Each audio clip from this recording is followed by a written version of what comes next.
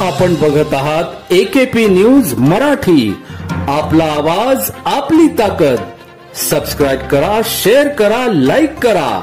AKP news Marathi. Nashik येथील CBS Thakkar dome signal जवळ रात्रीच्या सुमारास बस व रिक्षाचा भीषण अपघात. बस चालकाने रिक्षाला धडक देताच रिक्षा जागेवरच पलटी. या अपघातात रिक्षा चालक जखमी.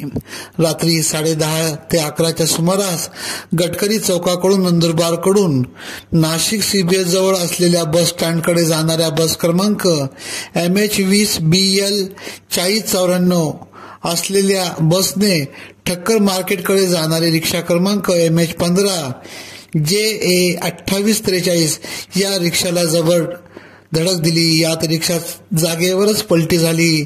यात रिक्षा चालक जखमी झाला. रिक्षाला धडक देताच बस चालक हा घटनास्थळावरून फरार झाला.